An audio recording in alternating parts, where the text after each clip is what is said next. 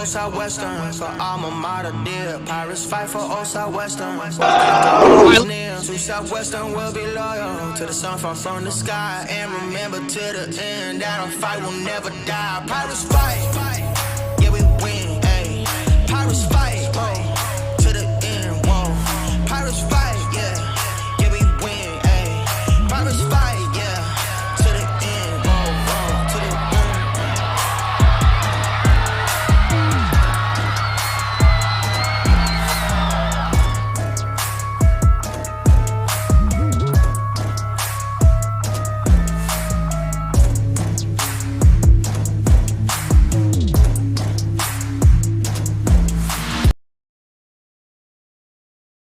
Hello. Welcome back to Southwestern Pirates Football, the SU Football Weekly here on the Vype Live Network. Good to be back with you here on this nice, cool August weather. Yeah. I am Merle Bertrand, joined by head coach Joe Austin. Good to see so many familiar faces out there, a lot of newcomers. Jack Farrell, our producer, Sina Vincott, and my better half, Christina Weber, keeping an eye and an ear to make sure the broadcast is going out live. Before we get going, I thank a few of our sponsors, Antioch Georgetown, Baylor Scott and White Healthcare, Chappell or Realty Group? I meant Chapel. Okay, I'm going to get that for next week. Chisholm Trail Pediatrics, Don Hewlett Buick and Chevrolet, Double Dave's Pizza, Eagles Wing Home Improvement Services, First Texas Bank, and Gary Brown CPA. And as I mentioned, I'm joined by head coach Joe Austin. The season starts in about 6 days, the 11th season. We clarified that over the summer. I was saying it was the 10th anniversary. The coach said, this is season 11, and as usual, like with Christina, we were both right, I guess. Well, I just he's more right because he's the coach. I wasn't trying to be a smart aleck on emails. I typed out to make sure I was right. Right. I wrote down the years. 13 to 23 makes 11 seasons. Right. Yeah, but the first game was 10 years ago in September, so that's where I was coming from, and we were both right, and away we go. So how's your summer been? Fast, but that's okay. It was a good summer. Yeah, good summer. What have you been up to? Anything other than football? Well, got to do some family stuff. Got to go and see my folks in Iowa. Got to go on a solo adult vacation with Marissa for the first time because our daughter Reagan wanted to stay with Grandma and Grandpa, which we thought was a great idea. Yeah. So for the first time in 8 years, we spent multiple days by ourselves. So that was kind of nice, and that was kind of the big thing that the big family trip that we did was getting away to Hawaii with Marissa and then to Iowa to see family. Very cool. I mean, you're right. The summer does go by fast. It's like you flip a switch in May and it's gone for a while. Then all of a sudden it's here and ready to go. You probably don't get a chance to watch much football, NFL or Division I or anything during the regular season. Did you watch any USFL or anything like that, or does none of that interest you? No, I didn't have much interest in that. No. No. I was just curious if you thought as a college coach that those kind of leagues maybe give more opportunity to some of the players coming up or that kind of thing, but just no interest? Oh, they certainly do give them an opportunity, but there's just with so many things going on that to try to. It's not like I'm DVRing a USFL game to make sure I don't miss it. Right. So I didn't catch much of that. Yeah. I was more following NHL off-season signings than I was following. That figures. Well, when we last left you back in, I guess November it was, we were just talking about the new stadium coming in. Update folks on that. How's that coming along?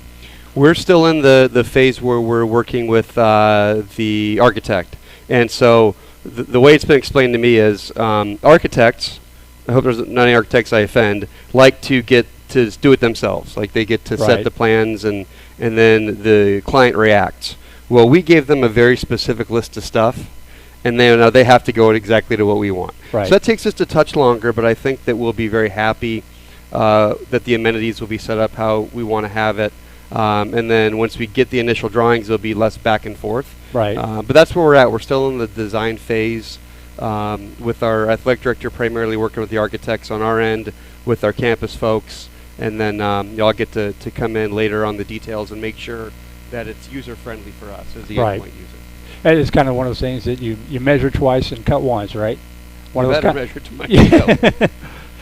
Well, we're only building one of these for quite a while, so you better make sure you do it right. Yeah, exactly. I should have mentioned, by the way, coming up later in the show, we're going to have team captains Peyton Ludeman and Anderson Johnson. Chuck Tracy will be here with Tracy's Corner talking to Mr. Johnson, so I want to be sure to let folks know what's coming up next.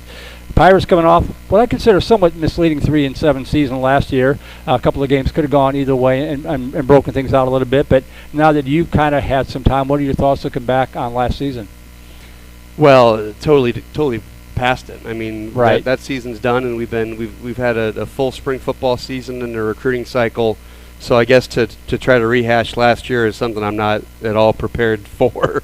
It's a good question, but we're beyond that. We're ready with this group, and we're ready with this season and this team because there's been a lot to look forward to, particularly with the new conference that we're going into and the planning and preparation and making sure that we're ready to slide into the SAA and do a good job with that. Yeah, that kind of led into my next question. You know, we talked a little bit. It seemed like the ASC was a good move at the time, and I think it probably was a good move at the time. It kind of maybe changed over the course of the relationship there. This conference does feel a bit more like a better fit for you guys? Well, it's a much better fit for us. It's more like institutions. In the ASC, we were the orange and the bowl of apples. We were the Stanford, we were the Northwestern, we were the Vanderbilt by far. No offense to them, but there's not a school in that conference other than us that was ranked nationally for academics. In our new conference, they're all in the top 100. They're all really good private schools.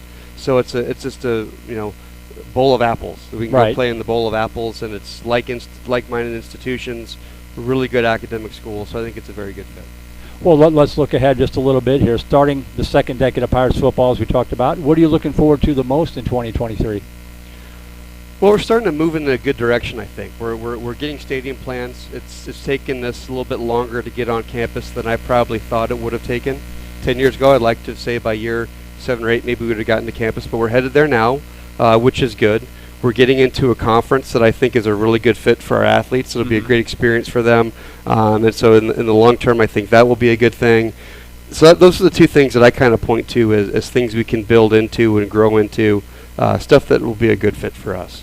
Now, you mentioned something about spring football a moment ago. I don't remember you having spring football in the past. Am I just remembering that wrong, or has that always been the case and I'm just getting old? You're just getting old. Well, that wasn't exactly an either-or question, I guess, yeah. So you have had spring football in the past. Yes. So how did it go with the newcomers coming in and that kind of thing? What are your thoughts and the takeaways from spring? Well, with spring, it was our returning players, and it went really well because it's always a chance for players to show where they're at with their development. They have an off-season worth of training, right? So hopefully they're bigger and faster and stronger and more experienced. It's a proving ground for players that are coming up through the ranks, and it's a chance for established players to really show how polished they are heading in. What we wanted to do is really establish what our style of play is going to be in all three phases of the game, so that can carry over to the fall. So the things we did in the spring are the same things we're doing in the fall, with hopefully there's a lot of carryover and some time to absorb over the summer, and hopefully we'll be really good at the things we've been working on since April. Is it the kind of thing where you give certain guys sort of homework assignments? This is what you did in the spring. This is what we want you to work on, other than just like the weight room and that kind of thing.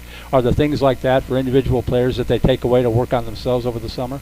Well, that's a constant thing. I mean, they're getting pretty regular feedback from their coaches, but definitely at the end of the spring season, we have end of the year meetings with all the players where they're getting feedback on how they did with their goals, where they're at now, things that they can work on and improve upon.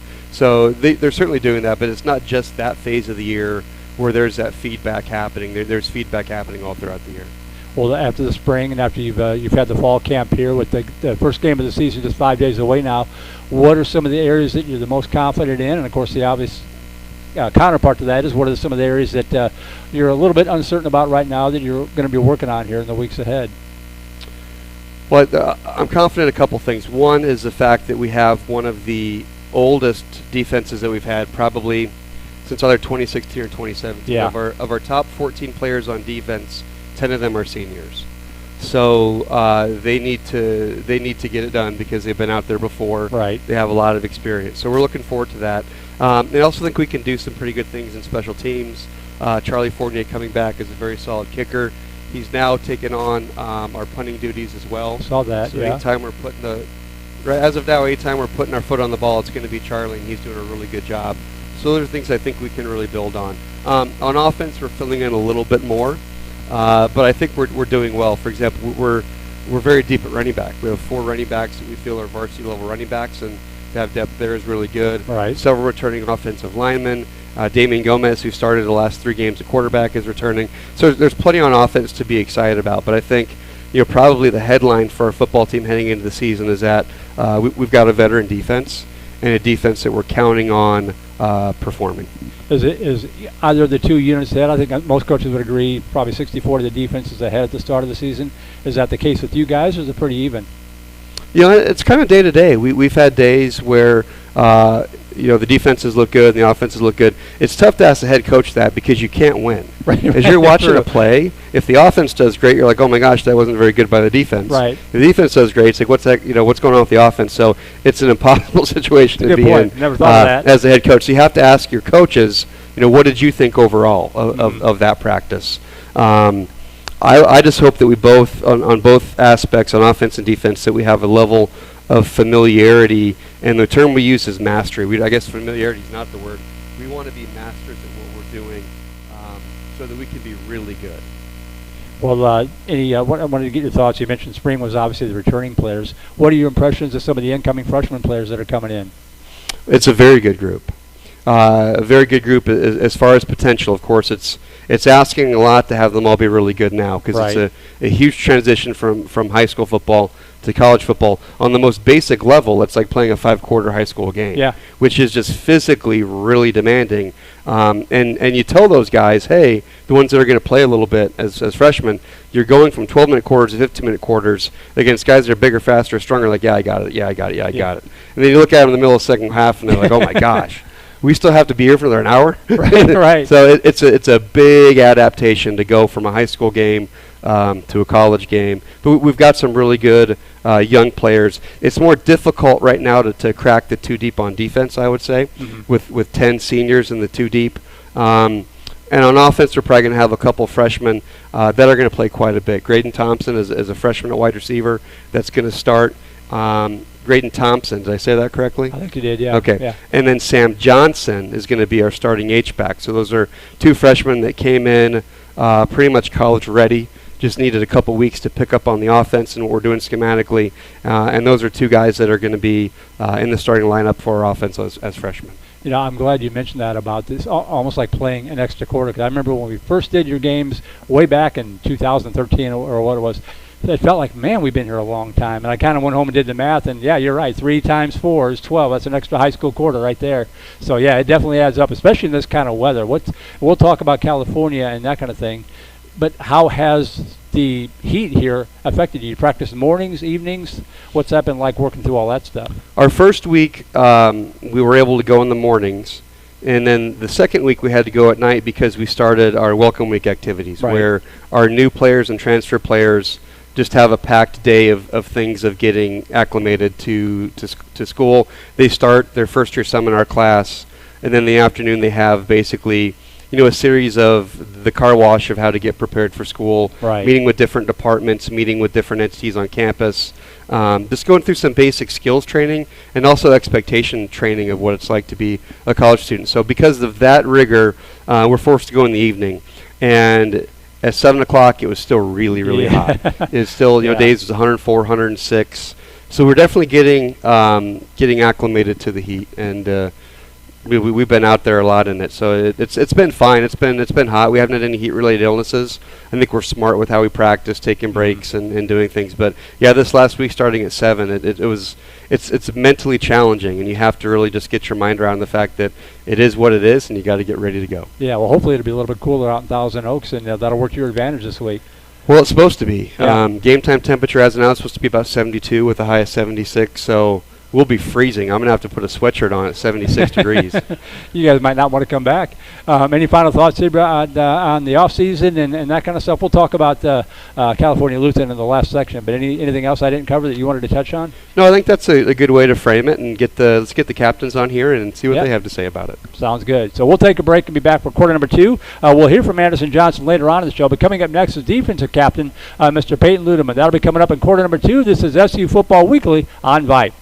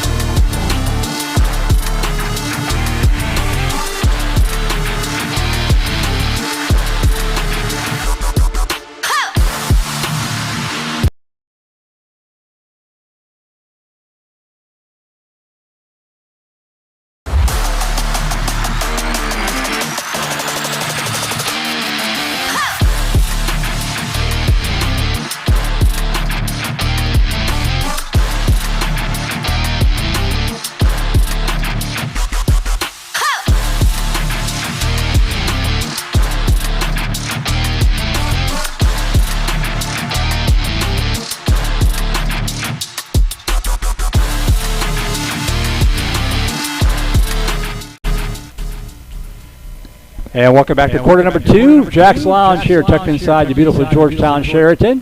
My name is Merle Bertrand. I'm happy to be back with you here for the upcoming season. And we want to thank some more of our sponsors: John F. Lewis, CPA, Mighty Fine Burgers, Fries, and Shakes, Minuteman Press, Primerica Financial Solutions, Rudy's Barbecue, and Schlotsky's of Georgetown. And the gentleman to my right, a familiar face to all Southwestern fans, defensive captain, senior defensive back Peyton Ludeman from Austin Bowie High School.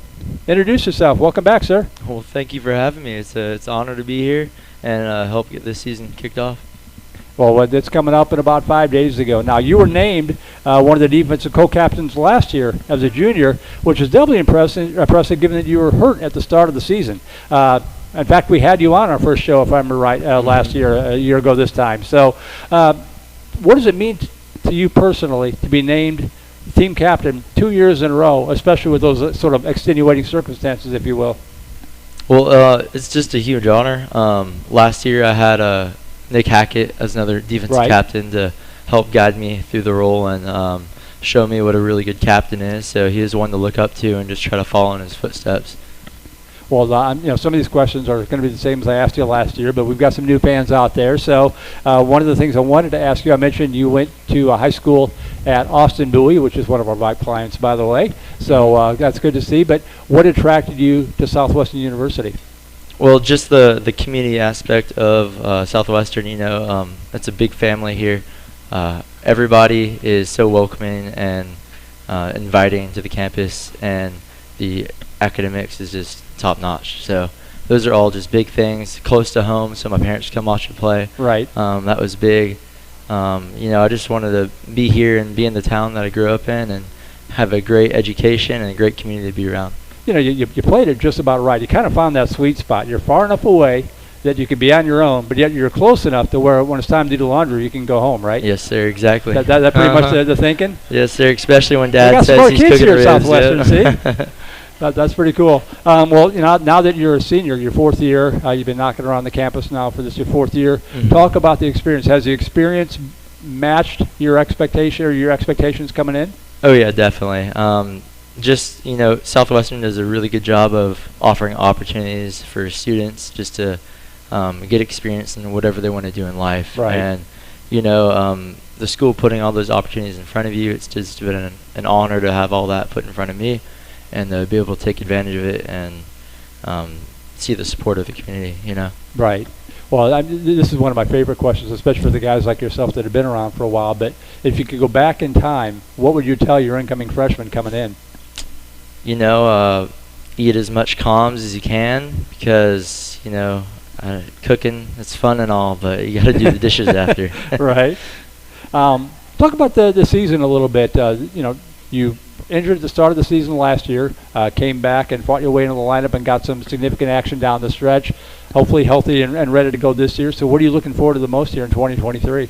I'm just super excited to see us as a defense mesh with having 8 seniors on the starting lineup. It's a really remarkable group of guys to be a part of, and I'm excited to watch everybody excel and be one of the top defenses in the conference. It's got to be kind of cool to have all those seniors, the guys that came in with you as a freshman. I think, college ball, even more so than high school, I think there's a lot of turnovers. Guys don't last all the time through 4 years. It's pretty cool that you've got all those guys. So is that make you guys extra close, knowing that you've been together for so long and have gone through so much together? Oh, yeah, definitely. Just having 4 years, and in my case, actually 5. I'm coming back. This is my fifth season. Right. I actually did the math, and I've had about 276 teammates through 5 Holy seasons. Smokes. So to have this amount of seniors on the team, it's great to see us just stick together and be able to come out here and play football for 4 or 5 years, How many of those guys do you remember? I asked the high school coaches we work with all the time. I never asked Coach Austin this, but how do you remember most of those guys? I do. You'll never forget a face. Sometimes you might forget them out a little bit, Right. But I try to remember everybody. It only gets worse, trust me. Yeah. I mentioned that you were hurt at the start of the year last year. How tough was it as a competitive guy and somebody that had played a lot in the years prior? How tough was it to have to sit out and let yourself get healthy? It was extremely tough, and I feel like I pushed it a little too hard early in my rehab, my recovery, and that's kind of why I was out too long. I pushed it early, and I re-injured myself a couple times, so that really hurt, and it was tough to stick with it. But being able to encourage my teammates and really just find a role to make an impact and try to help contribute to the team, that was my biggest focus, and to be part of the bigger picture. It's not about me, it's about everybody, right? Did the experience change your perspective? Not necessarily on how you played, maybe a little bit on how you played, but just in terms of maybe appreciating it more when you're able to get back. Talk about that a little bit. Yeah. How it impacted that. It's just every day not playing and being on the sideline it wasn't fun. We all want to be out there on the field, and it was tough, but we have a great training staff, and the encouragement from my teammates and everybody around me and the support was awesome. So it helped motivate me to get back out there and find whatever role I could to do what I could do. Now, we mentioned that you played at Austin Bowie, just about 30 miles down the road. And when you play Bowie, that means you get to play Austin, Westlake, and Lake Travis every year. Those are a couple of really elite high school programs. Pretty high-level high school football, but how much different, even at that level of high school football, and Bowie's got a good program too, how much different is it playing college ball? Like Coach Austin said, it's the tempo of the game and the size and speed of everybody is just it's huge no matter what level of college football you go into, and I think that's a big thing that people might say, oh, we're just T3, how much different is it from high school? But I guarantee you, when you step on that field as a freshman, everybody has an extra 20 pounds than they did the year prior, and they're a little bit faster. So just being able to react quicker and read the plays and understand the game and last that extra quarter of football is huge, huge difference. And it takes a lot for a freshman to be able to get out there and do that. Right. So props to Graydon Thompson and Sam Johnson for being able to do that as freshman starters for going into week one.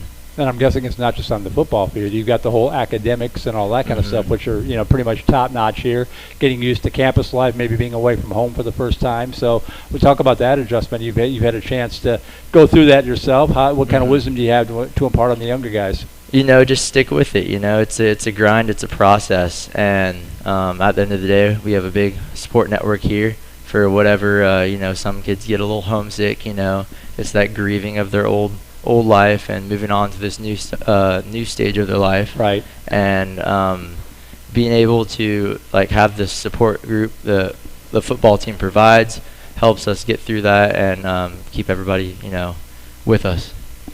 Full 10 game season, so we got to have them all on board the whole time. Well, what's your favorite memory, on or off the field, or both? If you got one of each, that's fine. We got plenty of time. Ooh. Oh, come on! I asked this last year. You think you'd be ready for that? I know. There's just so many. There's so many to choose from.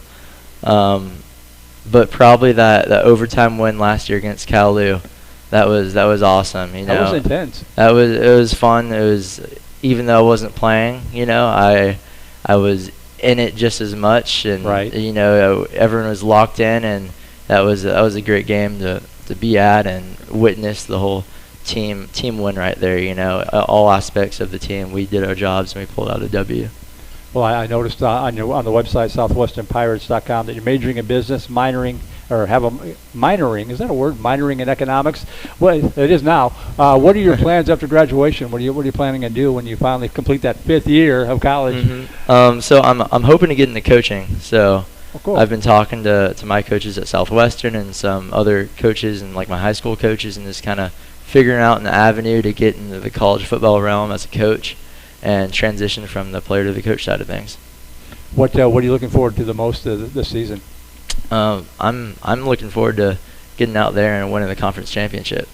What about the travel? It's going to be different this year because the road games are you're not just taking a bus up to Hardin Simmons. You're jetting all across the country. Talk about that a little bit. It's an adjustment that we have to make as a team, but at the end of the day, it's fun. We get to go to a couple new places, see some new stadiums, get out of the Texas heat a little more. But it's exciting, and I'm just gonna enjoy every bit of it that I can. However long the trip is, that's just a little more film we can watch on the bus. There you go. Yes, sir. Well, any shout-outs that you want to give, anybody you want to thank, and that kind of thing, since more than likely you won't be back here next year. Yeah, well, shout out to the whole defense, all the seniors out there. We got one more year to show everybody what's up. Right. Shout out to my parents back here. They came to support, so thank them very much. Shout out to Coach Austin for having me out here. Coach Kriesel, all the coaches on the coaching staff, the trainers. Trainers doing awesome jobs. So we got some new trainers on staff, and they're helping us tremendously stay healthy and get ready for week 1. Well, awesome. It's been a pleasure having you on here, and looking forward to seeing what you can do this year. Hopefully you can stay healthy and get a good, solid senior year here and there. Yes, sir. Appreciate it. All right. Thank you, sir. Senior defensive back and defensive captain Peyton Ludeman, I guess, here in quarter number 2. We'll take a break as we've reached halftime. When we come back, it'll be Crazy's corner. Chuck Crazy will sit in, and he's going to take the helm and sit down with senior offensive lineman and offensive captain Anderson Johnson. That's coming up right after this break. You're watching SU Football Weekly on the Vype Live Network.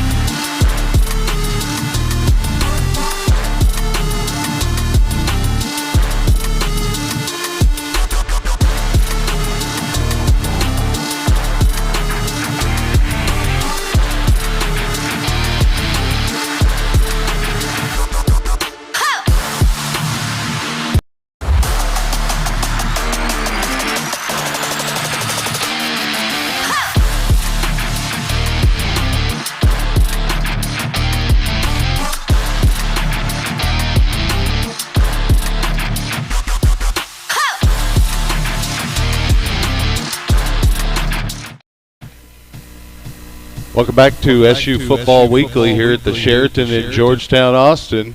Joining me for Crazy's Corner is Anderson Johnson. Mr. Johnson, how are you today? Good. How are you, sir?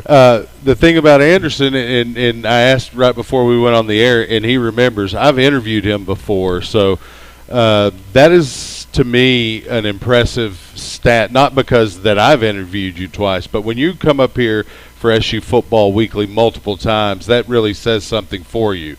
Now, previously you were here for your performance during a game. Now you're a team captain. One of the things that I remember about our prior interview is you have quiet confidence, but you're a very humble kind of guy. So has that changed at all? Are you still quiet? Yeah, I'm fairly quiet. I don't really say too much, especially on the field. Ironically, I'm actually a very talkative guy off the field. So, but yeah, I think that just comes from my teammates. My teammates really help me out a lot. They don't really need me to say too much. They're very self-motivated also, so that really helps. Do you rely on a look every once in a while when you see somebody getting out of line as a captain on the offense? It's not really fatherly look. It's not really a look. I think everybody just understands what's at stake. Everyone understands what's going on, so it's not really a look. I think everyone just feels it. So does that make it easier to be a leader of the offensive unit when you've got everybody buying in to the same goal and the same plans, putting in the same level of work? Definitely, it makes it way easier. It makes me also, since I don't like talking as much on the field, not have to talk as much, but there is times when I definitely have to step up and say something and be assertive. But with those guys on the offense, those guys are they're good about going about their business and knowing what needs to be done when they have a bad rep, when they have a good rep, how they can improve. So it really helps me out a bunch as a leader. Well, and offensive linemen kind of sometimes, at least for people who don't really know the sport, kind of get a bad rap as, the big, slow, unintelligent guys on the front of the line. But really, the guys up front are every bit as intelligent. Now, of course, everyone on Southwestern University's football squad's pretty smart fellow. But how about the offensive line? Talk about the intelligence level of the guys up front there with you. All of those guys are very smart. Brian Gutierrez is a very smart man. Joshua Taylor, we call him JT. He's extremely intelligent. Tanner Poole is one of the most intelligent people I've ever been around, and that goes for Matt Gomez, one of my best friends. I learned so much from especially the seniors and the juniors and the sophomores, and just learning more from the freshmen as they come in, because everybody shares a different experience. Well, and that is a good leadership quality that you're discussing there, because as a leader, you're going to still learn from those that you are leading. So talk about that a little bit, in your role. You just mentioned it. Are there some guys, the younger guys, that are that you're mentoring, that, maybe you're passing along the mentoring that you received from some of the guys when you were younger? Definitely. I think it helps that our whole O-line is juniors and seniors also, so everyone's mentoring everyone. It's a constant revolving door when we have juniors and seniors starting on the offensive line, and it really wasn't like that when I got here. Especially a lot of young guys. It was a lot of young guys, and I know a guy who really mentored me when I got here was Weeblehouse, and he was very open. He was very assertive about how you should do things, how you should practice, and that really that helps me out a lot, and I hope to make the program better going forward by doing the same thing he did for me. Also had the best mustache on the team, maybe in team history. By far. So you're a senior, you're majoring in computer science, so you're ready to embark into one of the more lucrative but also tumultuous industries. I mean, there's so much that opportunity-wise out there. Are you looking at medical field? Are you looking at computer programming? You want to program games, or do you want to do anything with that degree? You want to teach? What are you looking at? I actually switched my major to business last They didn't spring. change it on the website. That probably was me, honestly. but I'm actually looking forward to going to law school now. I'm actually business pre-law. So do you have the LSAT plan to be taken? Do you know when that's going to be? I'm going to actually take it in the spring. In the spring? Well, good luck with that. That is a tough test, but I have utmost confidence that you could take care of that. Well, I'm more interested in what at least the web page listed as your minor, which is history. Do you still minor in history? Yes, I do. Okay. That's one of my favorite subjects, and I was just curious, which era of history do you like the most? What is your focus? What really draws you into history? I think civil rights history was a big thing for me. My grandfather was a civil rights leader in his community back in Louisiana, and my dad was a history minor and has always had conversations with me about history and learning history. So I think just my family really made me lean into history, and I think history is very important, because the saying is true, history does repeat itself. So if you don't know it, what are you destined to do? Exactly. Repeat it. Repeat it. That's right. Exactly right. So, are there other areas of history that interest you besides, last couple of hundred years of U.S. history? I actually I like Chinese history. I've took a Chinese art class here, and I took a class on the Silk Road in China last semester, and that was very interesting. That is very interesting. I had a very good professor, and it was a very interesting class, and she taught it very well. Do you plan on continuing to study history beyond your educational career? I mean, I find myself diving into different things. Biblical history is one of my favorites. Do you plan on doing that going forward? I definitely do, because I learned so much about history just off of social media. Of course, you got to fact check everything you see on social media. Right. So it's a lot of definitely. It's a lot of just looking up web pages and just seeing different things, because I learn something new every day, truly, in regards to history, in regards to life, in regards to football.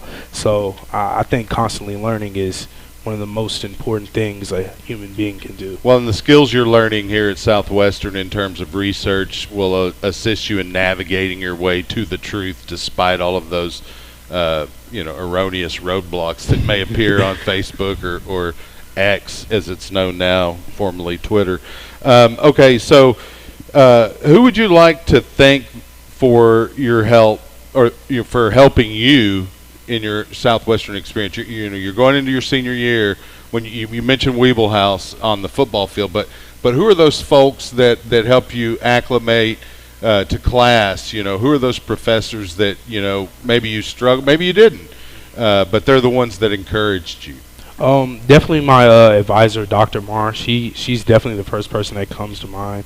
I had a really tough semester the spring of my freshman year when we were playing football. We first started football season, and she really helped me along with that. And Dr. F, I was in the QUIP program, which is basically a program for young science STEM majors going into freshman year, and that program helped me so much. They had so many tutors for us.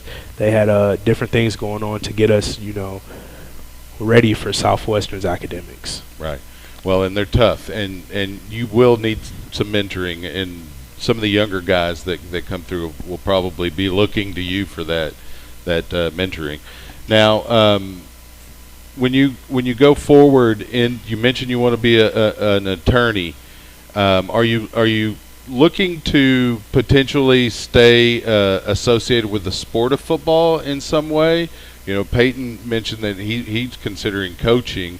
I'm not encouraging you to necessarily go into coaching, but there are different areas within the sport that you can really support young men as they come to grow into young men. So, are you considering that? Definitely, because I love football. Still love football, and I think there's so many different avenues, especially with my degree in business. I could eventually coach one day. I could go be a sports agent, and that's like the good thing. That law degree, for sure. And for sure. And that's one of the things I thought about when I decided to go that path, that if I want to be an attorney, if I want to practice civil law, if I want to eventually go be a sports agent, there's many different avenues I can go. Well, and that's one of the great things about being your age. The whole world is before you, and many of the decisions you make now are going to affect where you're going to end up. But I always recommend in these interviews that if you can stay affiliated with the sport of football or other sports, that you do that and lift those folks up, whether it's a booster locally at the high school that you eventually, the town that you eventually move to. I always encourage that. Do you have any shout-outs that you want to send out, parents, friends from high school, anybody you haven't mentioned so far? I just want to shout out my parents. I know they're watching right now, my mom and dad. I want to shout out my family, my sisters. I know they're also watching.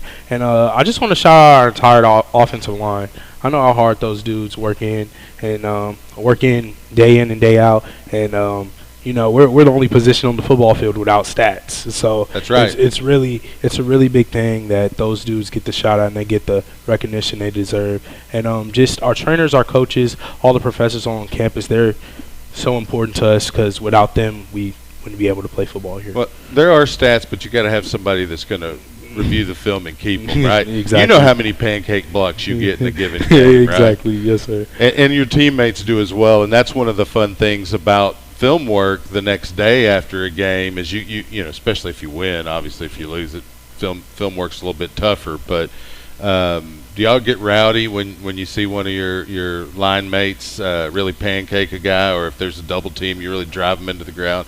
Do they let you get rowdy in the film room? Definitely. Coach Ross is he's pretty good about letting us show a little emotion in the film room without getting off track. He's definitely very good about that, and I appreciate him for that, because I think guys need to be appreciated when they make good plays. Well, and I already asked you the last question about shout-outs, but I'll throw one more in related to being a big fella, because I played offensive line as well, was not nearly as good as you guys. But I struggled in the heat, and this summer's been hotter than most summers. How has the big guys up front handled it? I think they've handled it well. I think us having an older O-line group, we're a lot more mentally strong than we've been in the past, just being honest. And that's helped a lot with the younger guys and like the other people on the team, because we're if the bigger guys on the team are like trying to withstand the heat, then it's a lot easier for someone to not. Yeah, that 180-pound guy needs to step up. If you guys that are pushing 3 bills can do it, right? Exactly. Well, and this is Anderson Johnson. Thank you for joining us, defensive captain, senior for Southwestern University Pirates. We'll be right back for quarter number 4 or segment number 4 here on SU Football Weekly here at the Sheraton in Georgetown, Austin. Stay with us. We'll be right back.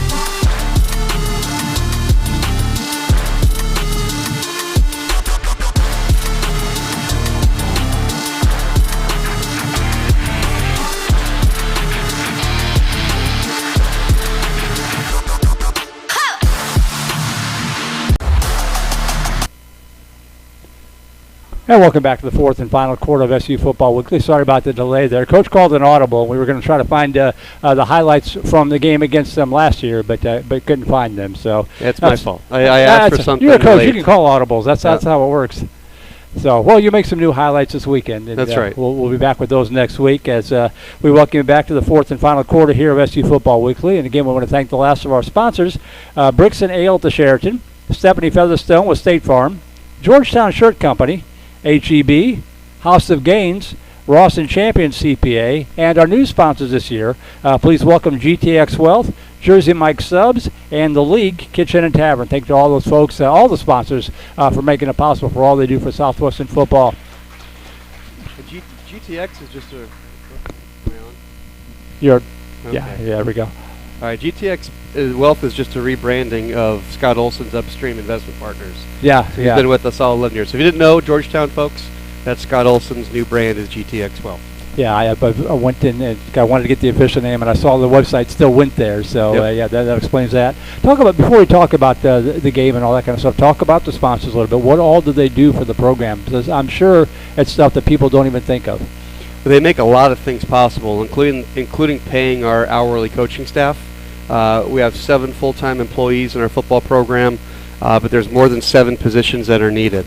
So those fundraised dollars pay for quite a few coaches, for five hourly coaches that have other full-time careers and then make a ton of time based on their football expertise to come out and be a part of our program. They make feeding our athletes in a really first-class way possible. For example, we talked about last week we had to practice at night from 7 to 10, and they need nutrition. After a 2 to 3 hour practice, you can't send them to bed hungry. Well, that's not something that's budgeted for, so we have to fundraise and utilize our sponsors in different ways to cover that, whether it's in-kind donations from some of our food vendors or then buying food from the dollars from our other corporate partners. So that they cover a lot of things. But the first two that come to mind is allowing us to have a first-class coaching staff, allowing us to take care of nutrition, but they fill in some needs with equipment, with travel. So we rely on our corporate partners for a lot of things, and we're very blessed and very grateful for their support. Yeah, so thank you to all of those folks that we mentioned throughout the show. We'll be doing it all season long, and if you happen to go into those establishments, thank them as well to make it possible, part of bringing Southwestern football back. So thank you to everybody. And something else I wanted to mention before we talk about the game. Well, two things I wanted to mention before I talk about the game. Number one, I do have the email open. It's opening night, so I forgot to mention that at the start. But I'll start putting it out there now just for future reference. It's southwesternfb@gmail.com. If you have a question, send us an email during the show and during the game broadcast throughout the season. But the other thing, so Southwestern FB, it stands for football, southwesternfb@gmail.com. And the other thing I want to mention is talk about your coaching staff just a little bit. Some of the guys, Coach Kriesel, Coach Ross, they've been with you forever. Some of the other coaches have been with you for quite a while. Some new names kind of sprinkled in there as well, including some former players. So talk about that and evolving relationship over the years. Absolutely. We've been blessed to have an unusual amount of consistency with our coaching staff. As you mentioned, I've been coaching with a lot of these guys for a long time. Kenneth Ebo, who was on our coaching staff for 9 years, is still at Southwestern. He was promoted to be our head track and field coach, so he's not gone. I went to high school with Kenneth, hired him as a graduate assistant when I was the offense coordinator at the University of Dubuque, hired him when I was the head coach at Hanover. He came with us, and he's still on the Southwestern staff. I started coaching with Tom Ross, who is our co-offense coordinator, and with Bill Kriesel, who is our defense coordinator and associate head coach. Started coaching with those guys in 2004. Right. And then I've been with those guys for a long time. This year we did a role swap with Coach Ross and Coach Kriesel, and had Coach Kriesel take over as our associate head coach. A great move for him professionally and for our program. Nothing against what Coach Ross is doing in that role, but he was the one that said, hey, I think it's time for you to promote Bill into this role. And of course, Coach Kriesel is going to do a great job as our associate head coach. Nick Mask, who played for us, is now our co-offense coordinator. He's been elevated to that role. Nick is a part of our football history in that he was the first football senior in 63 years. The only one. We started in 2013. We had 91 freshmen, and Nick Mask is a transfer. So he had a one-man senior day in 2015, before we had our first full group as seniors in 2016. So he was the very first senior. We immediately hired him back, joined our coaching staff, started as our running backs coach, and then he took over as our quarterbacks coach, and now he is our co-offense coordinator, calling our plays on offense, doing a great job. John Bishop also played for us. He's been moving up through our ranks. He's our wide receiver coach. This year he was elevated to be our recruiting coordinator and doing a great job in that role. Matt Carter, who's our defensive line coach, has been with us for a long time as well. He's taken over some of our football operations duties. Our newest full-time coach is Chip Killian. And known Chip for a long time because he was the head coach at Pflugerville Hendrickson High School. And we've had several players from Pflugerville Hendrickson come to play for us. David Alvin Quinton, who is a 3-year offensive line starter, comes to mind. And so when he maxed out his high school pension, he was smart and he got the heck out of Dodge because they weren't going to pay him anymore to stick around. And so from a financial standpoint, he could go come work for us on a part-time basis, still draw on his pension and be very comfortable. And then we had a full-time opening open up. It was a no-brainer. His connections for recruiting for us are awesome. To have another coach on staff that has a dozen years of head coaching experience is great for me. It was a high school level, but there's still a lot of things that are in common. So I always like coaches that can anticipate what needs to be done. he's been a head coach. He can anticipate what needs to be done, and he's got a really good eye for a lot of those things. Very good defensive coach, doing a great job with our linebackers. So that is our full-time crew in the office. Kurt Howard's been a running back coach now for a long time. Kurt is a financial person by trade, was a vice president with the Royal Bank of Canada. He ran their oil and natural gas division out of Texas for a while. He retired from that and started a company called Legacy League that got into a lot of NFTs and things. They sold that business, and now he's gone back and doing working in oil and natural gas for another company that gives him even more flexibility to be with us. So he's almost like I'm out again. Can you still hear me? Yeah, it's still going out of the broadcast, yeah. Well, yeah. I'll talk louder. Like on the broadcast, they're like, "Whoa!" We'll figure this out. Hello. There we go. Okay. Yeah. I'm just going to hold it. And And I'll take a sledgehammer to it after the show. Yeah. So Coach Allen's been with us for a long time. He's got a great career, but now he has a lot more flexibility in that career. Right. Where he can be with us, which is really good. Andy Workman's also been with us since I don't think our first year, but he came on very shortly after coaching offensive line for us, and that gives Coach Ross the ability on offense to kind of float around and do a bunch of different things with that group. Our new before I get to our newest coach, Donald Williams has been our video coordinator for about 9 years now. Yep. And he tells me only wants to do it for a couple more years, and I have no idea what we're going to do. I mean, he's amazing at our video stuff.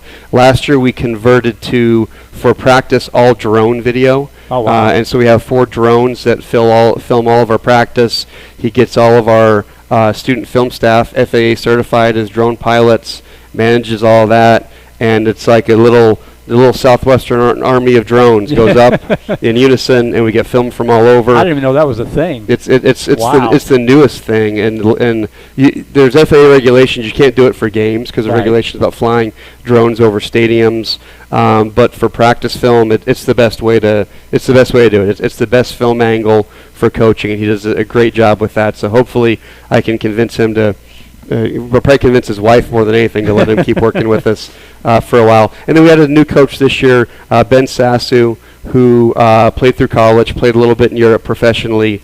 What I like about him is he is a sports psychologist by trade, and so he's going to work with our H-backs, and he can also help us from the sports psychology standpoint. With some mental training and some mental exercises, which will be really good for our football players. So I really don't think I'm forgetting anybody off the on-field staff, which is good. Kingsley Edward is really valuable also. He is our full-time equipment manager, does a great job with everything behind the scenes. Corey Serta is our new athletic trainer that's taking over with football. The players mentioned how great our training staff has done. We had a lot of turnover in that department. And so Glenn Schwab, who is our senior associate athletic director, is temporarily now our football trainer, which is awesome for us because he's an unbelievable trainer. He was named the National Trainer of the Year when he was still doing that kind of as his full-time role. And he is finding and fixing things that we didn't even know needed to be fixed. Wow. For example, we've had some reoccurrence of injuries. This muscle gets pulled a few times or 2 years in a row. He can find the scar tissue. He can eliminate the scar tissue, allow it to heal, and keep those injuries from coming back. So his knowledge and skill level is awesome. And I know he's going to hand this off to Corey full-time at some point when she really can have time to get her feet wet and get her processes in place. But we're taking advantage of the fact that we have him temporarily, at least for now. He's doing a really great job, so is Corey. Well, that's awesome. It takes a lot of people to run a football team, that's for sure. Speaking of football, the season opens up, as we mentioned, in Thousand Oaks, California against Cal Lutheran. New faces, I don't want to say new face, but Damian Gomez is going to be the starting quarterback. He saw some time as a starting quarterback last year, showed some real good flashes. What have you seen in terms of consistency and that kind of thing with him this year?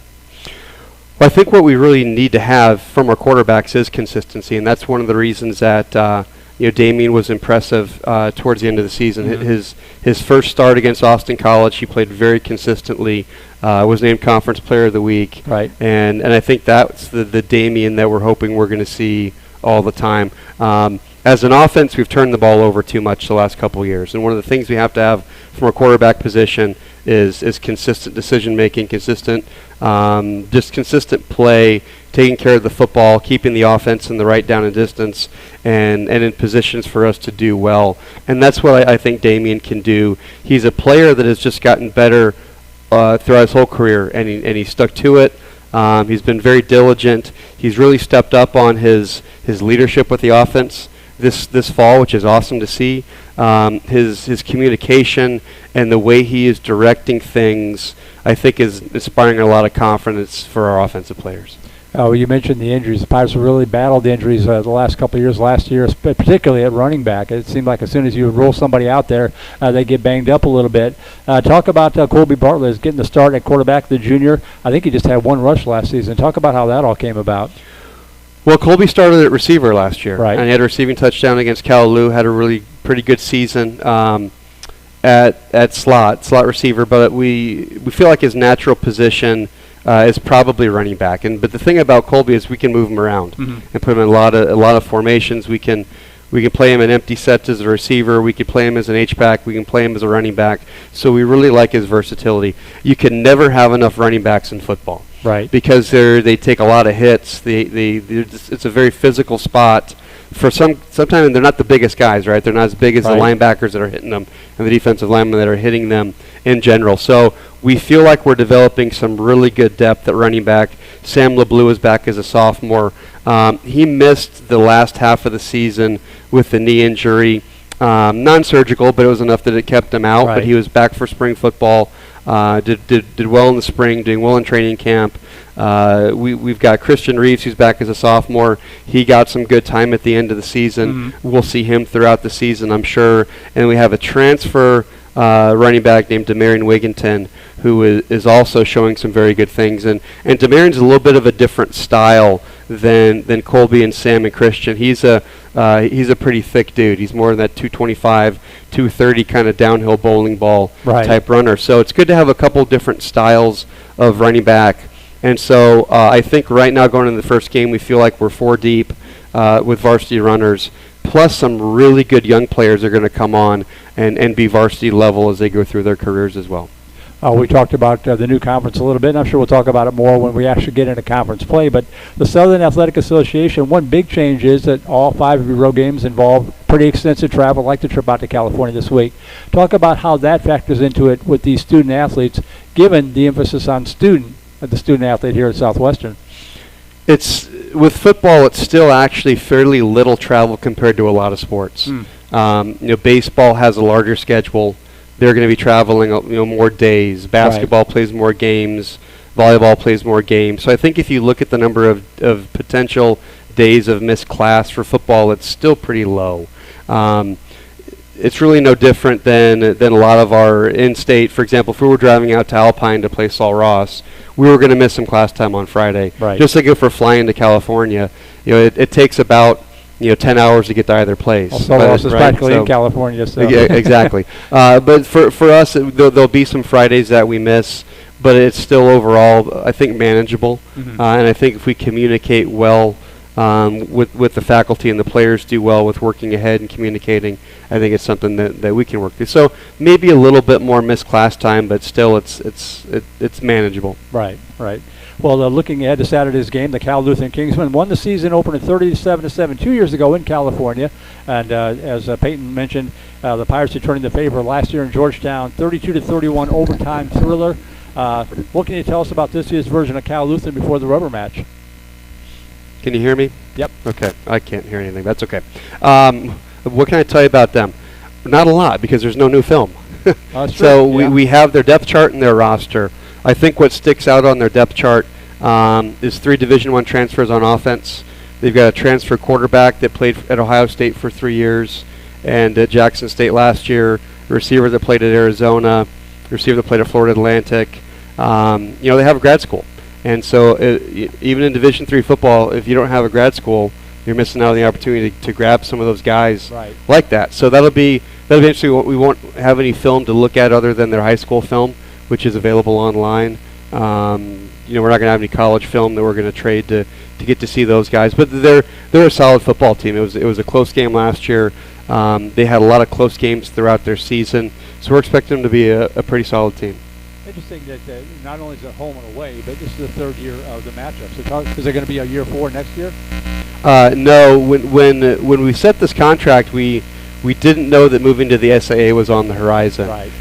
And so it would have been more ideal maybe to not do a flight game for non-conference this year, just from a budgetary standpoint. But we already had it booked, and to get them to agree to come to Texas last year, we were okay with going out there twice. Right. Because for us, we've been flying periodically with our non-conference travel anyway, because we're still pretty geographically isolated, and we can't always fill our non-conference with bus games. We've flown to Wisconsin and played. We've flown to Tennessee and played. We've flown to Ohio and played. And we've flown to California and played a non-conference game. And so that was part of just our normal rotation.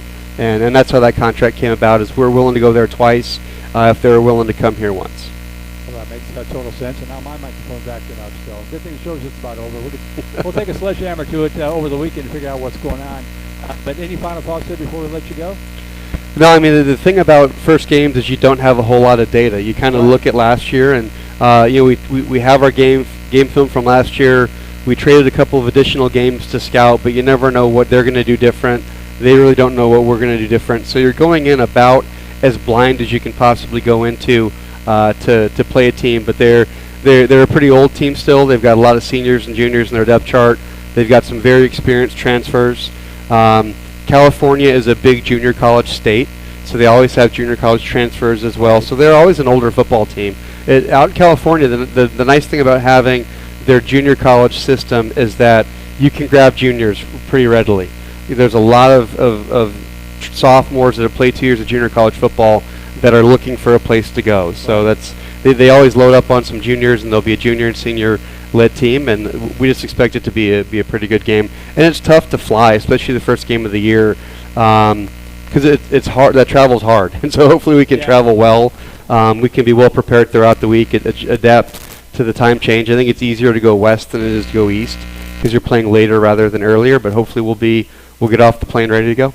Well, we will find out. Hey, I'm back. There you go. How about that? The show's about over, and I finally come back. So. Opening night. I tried to talk long enough to let you. You do. I could tell. You're doing very good. Well, again, Pirates versus Cal Lutheran Saturday night at 3 o'clock Central Time from William Rollins Stadium in Thousand Oaks. And just a reminder to everybody, we'll only be broadcasting on Vype the in-state games, which are the 5 home games this year. So on Vype, we'll just have the home games on Vype. But you can still tune into the game if you're not making the trip out to California. Go to southwesternpirates.com. I think it's on the schedule page. There's a link for the video. Click on that, and you can watch the broadcast that they're providing out there in Cal Lutheran. So that'll get you by, and that'll be the case pretty much, I think, for all the road games. Somebody will have it somehow. Just have your favorite music station queued up, that you don't have to listen to somebody talk smack about us all game long until who wants to listen to the other team's broadcast? Exactly, yeah. Although I have to say I learned a little bit listening to the game when he went to Bellhaven last year. It's kind of interesting hearing somebody else talk about a team that you're familiar with. It's kind of eye-opening. Not necessarily a good way all the time, but it is kind of interesting. So that'll be the case next week, and but we will be with you every Monday night here at Jack's Lounge at the Georgetown Sheraton with the SU Football Weekly. Whether the broadcast is on with us or not, every Monday night from now until the end of the season. So be sure to spread the word if they can't come out here to watch it online. So thank you to our guests, team captains Peyton Ludeman and Anderson Johnson. Our producer tonight, Jack Farrell. Chuck Tracy is a pretty good play-by-play guy in his own right. Our QA tonight, my better half, Christina Weber-Bertrand. Our technical director is Suna Vincott. Coach Austin and everyone out here who came out tonight. Welcome back, and looking forward to a great season here in 2023. My name is Merle Bertrand signing out. We'll see you next Monday night right back here at Jack's Lounge in the beautiful Georgetown Sheraton for SU Football Weekly. Good night, everybody. Hi, Mom. Pirates fight for Old Southwestern, for alma mater dear. Pirates fight for Old Southwestern. To Southwestern will be loyal to the sun from the sky, and remember to the end that our fight will never die. Pirates fight, yeah we win. Ay. Pirates fight.